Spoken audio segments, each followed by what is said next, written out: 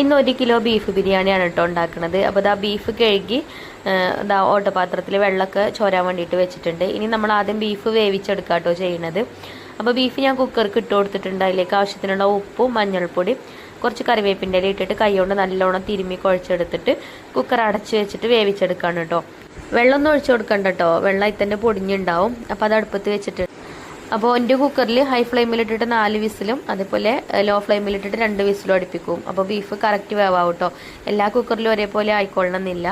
പിന്നെ 5 സവാള, 3 തക്കാളി, അതുപോലെ 2 കുടം വെളുത്തുള്ളി, 7 പച്ചമുളക്, 1 കഷ്ണം ഇഞ്ചി, അതേപോലെ 1 നാരങ്ങ, പിന്നെ മല്ലിയിലയും പുതിനയിലയും കട്ട് ചെയ്തത് കേട്ടോ. അങ്ങനെ സവാളയൊക്കെ തൊലി കളഞ്ഞ് കട്ട് ചെയ്ത് വെച്ചു. തക്കാളി എല്ലാം കട്ട് ചെയ്തൊക്കെ റെഡിയാക്കിയിട്ടുണ്ട്. പിന്നെ ഇഞ്ചി വെളുത്തുള്ളിയൊക്കെ ചതച്ച് വെച്ചു. ഇനിയിപ്പോൾ പിന്നെ ഞാൻ പുറത്തടുപ്പത്ത് വെള്ളം വെച്ചിട്ടുണ്ട് കേട്ടോ, അരി തിളപ്പിച്ചൂറ്റാനുള്ളത്. അപ്പോൾ പെട്ടെന്ന് ബിരിയാണി ഉണ്ടാക്കുക ഈ ഒരു രീതിയിൽ ചെയ്താൽ മതി. വെള്ളം തിളക്കുമ്പോഴത്തേന് നമുക്ക് മസാല ഇവിടെ ഗ്യാസ് സ്റ്റൗവ് റെഡിയാക്കി എടുക്കാം. അപ്പോൾ ഇവിടെ ഒരു പാനൊക്കെ വെച്ച് അതിലേക്ക് വെളിച്ചെണ്ണ ഒഴിച്ചു കൊടുത്തു. പിന്നെ സവാള ഇട്ടിട്ട് വഴറ്റിയെടുക്കുന്നുണ്ട്. അതുപോലെ തന്നെ സവാള നന്നായിട്ട് വഴന്ന് വന്നതിന് ശേഷം ഇഞ്ചി വെളുത്തുള്ളി പച്ചമുളക് ചതച്ചതും ചേർത്തിട്ടുണ്ട്. സവാള നന്നായിട്ട് വഴറ്റിയെടുക്കണം കേട്ടോ. ആ സവാളൻ്റെ മതിരിപ്പൊക്കെ പോകണം, എന്നാലുള്ള മസാല നല്ല ടേസ്റ്റ് ഉണ്ടാവുക. പിന്നെ തക്കാളി ഇട്ട് കൊടുത്തു. ഇഞ്ചി വെളുത്തുള്ളി പച്ചമുളക് ചതച്ചതും തക്കാളിയൊക്കെ ഇട്ട് കൊടുത്തിട്ടുണ്ട്. അതേപോലെ മല്ലിയിലയും പുതിനയിലയും കട്ട് ചെയ്തതും പിന്നെ മസാലപ്പൊടികളും ചേർത്തിട്ടുണ്ട്. മസാലപ്പൊടികൾ കുറച്ച് കാശ്മീരി മുളക് പൊടി, മഞ്ഞൾപ്പൊടി, മല്ലിപ്പൊടി, പിന്നെ ബിരിയാണി മസാലയും വലിയ ജീരകത്തിൻ്റെ പൊടിയും കുരുമുളക് പൊടി കേട്ടോ.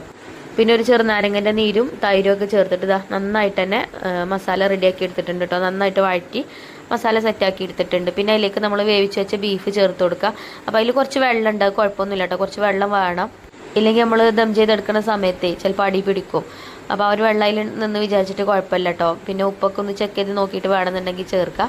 അപ്പോൾ തന്നെ നമ്മൾ ചോറ് വേവിക്കാൻ വെച്ച വെള്ളവും തിളച്ചിട്ടുണ്ട്. അപ്പോൾ അതിന് അരിയൊക്കെ കഴുകി ഇട്ട് കൊടുത്തു. പിന്നെ ബീഫിൻ്റെ മസാല ഞാൻ ദം ചെയ്തെടുക്കുന്ന പാത്രത്തിൽ ഇട്ട് കൊടുത്തതാ അരി പാകത്തെ വേവായപ്പോൾ ഊറ്റി ഇടുന്നുണ്ട് കേട്ടോ. നമ്മൾ കൈമ റൈസ് തന്നെയാണ് യൂസ് ചെയ്തിട്ടുള്ളത്. പിന്നെ അതിക്ക് നമ്മൾ സാധാരണ ചേർക്കുന്ന പോലെ തന്നെ അണ്ടിപ്പരിപ്പ്, മുന്തിരിയും സവാളയൊക്കെ ഫ്രൈ ചെയ്തത് ഇട്ട് കൊടുക്കുന്നുണ്ട്. പിന്നെ നെയ്യൊക്കെ ഇട്ട് കൊടുക്കുന്നുണ്ട് കേട്ടോ. പിന്നെന്താ, കുറച്ച് ബിരിയാണി മസാല ഒന്ന് തൂവി കൊടുക്കുകയാണെങ്കിൽ നമ്മൾ ഇത് പൊട്ടിക്കുന്ന സമയത്ത് നല്ലൊരു സ്മെല്ലും കാര്യങ്ങളൊക്കെ കിട്ടും.